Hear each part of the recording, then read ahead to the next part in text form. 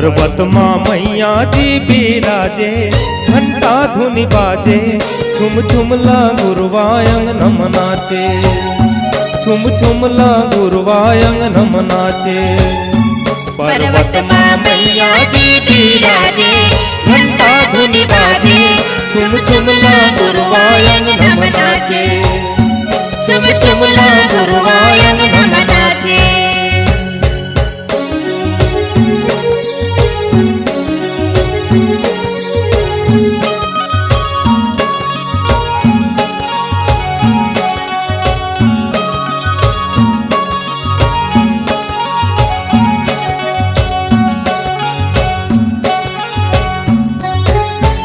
ऊंचे पर्वत मैहर के जिहाँ बसे शारदा माई, सीढ़िया चढ़ चढ़ नाम लपड़ पड़ आवत है सेवकाई, आवत है सेवकाई हो मैया, आवत है सेवकाई, सीढ़िया चढ़ चढ़ नाम लपड़ पड़ आवत है सेवकाई।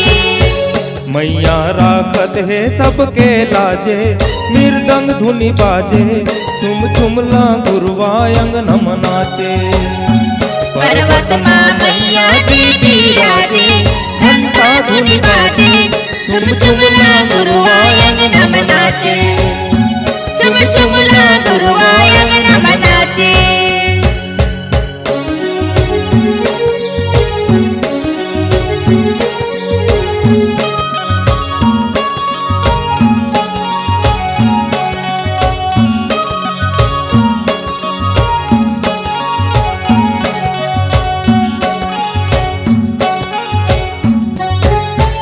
ऊंचे पर्वत त्रिकूट ऊपर वैष्णो मात बिराजे, माँ के दरस बरकत को प्राणी मोह मायाला त्यागे, मोह मायाला त्यागे मैया, मोह मायाला त्यागे, माँ के दरस बरकत को प्राणी मोह मायाला त्यागे।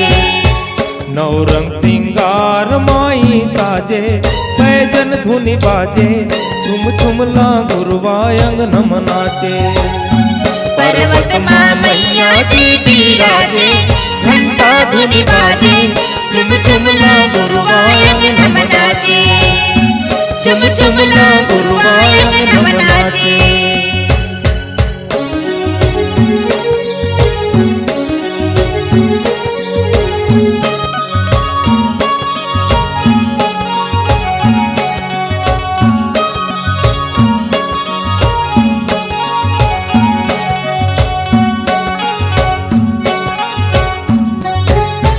ऊंचे पर्वत डोंगर गढ़ के बैठे है बमलाई, माँ के दरस पर देवता आवे, बोले माँ के दुहाई, बोले माँ के दुहाई मैया, बोले माँ के दुहाई, माँ के तरस पर देवता आए, बोले माँ के दुहाई।